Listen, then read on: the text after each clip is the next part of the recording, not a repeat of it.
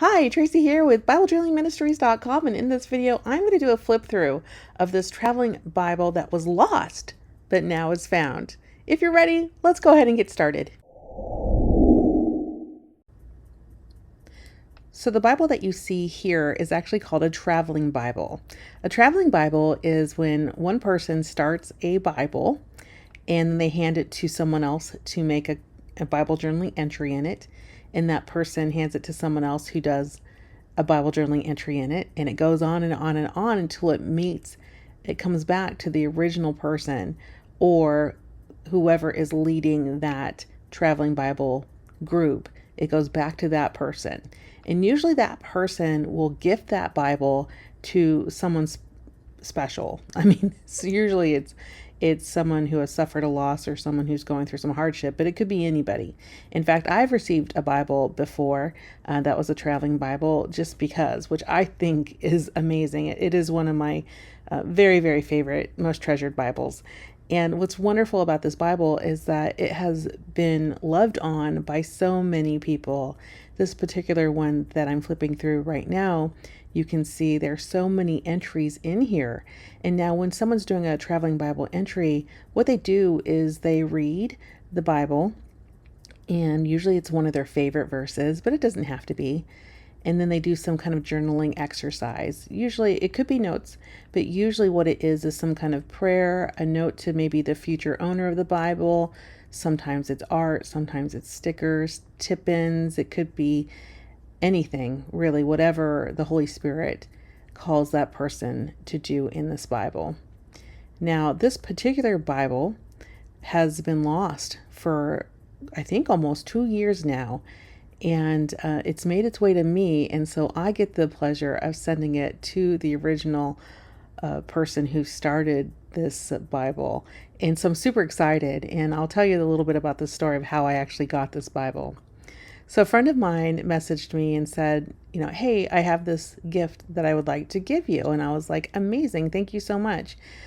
Here's my address. And she sent me this Bible, and in her message, she was just called by the Holy Spirit to bless me with the Bible. And I was so thankful. When I received the Bible and I opened it, I knew immediately it was a traveling Bible. And to me, even if this, was for, wasn't for me, I just loved seeing how all the beautiful work that's done in it. But she had messaged me and had gifted it to me. And so as I'm opening up this Bible, I'm looking at all the beautiful work that is done in here and just marveling at it. Just, thinking about how much time someone spent on this, just loving on whoever was going to receive this Bible. In this case, it was me. And as I open up after I kind of flip through it, I go to the front portion of the Bible and I start looking at all the names, because everybody would sign their name in the big front of the Bible, just indicating that they had worked on it. And I looked at it and I was like, this Bible was started in 2019, and all the way now it's 2023. So this Bible's been around for traveling for 4 years. But I also noticed there was a little gap in between there, and I was like, oh, well, this Bible was missing. It looks like it had been missing for a couple of years, or sat still at its stop sign for a couple of years. And so as I'm looking at the names, I recognized one of my friend's names. And I remember that she used to have a ministry, and I'm not sure if she still has it. I know she went back to work, and so she's been really busy, but I'm not sure if this ministry is still working or not. But back in 2000, and I want to say 16, 17-ish, maybe even sooner, I can't remember, but she had started this traveling Bible ministry. And so what I would do is I would give her some Bibles, and she would send it on and get it all filled up and then gift it to somebody. I thought it was amazing. And one day she gifted me a traveling Bible. And it's one of my most favorite Bibles. I just absolutely love it. And I prayed to the Holy Spirit, and I asked the Holy Spirit, Lord, I would love to give a traveling Bible to this woman who spends time and resources and in a lot of effort to get these Bibles to move, to get them to their next people. She would also often spend a lot of times coordinating this Bible, and when it wasn't moving to the next person, she would have to track it down, figure out where it is, and move it to the next person, and work with whoever had it to get it to the next person if there was some kind of reason why financially it couldn't move.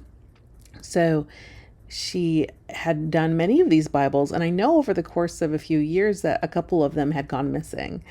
And when I saw her name in this Bible, I immediately knew that it was one of those missing Bibles. But what is amazing is that as I was praying to the Holy Spirit years ago, I asked the Holy Spirit if the Holy Spirit would provide a Bible for her.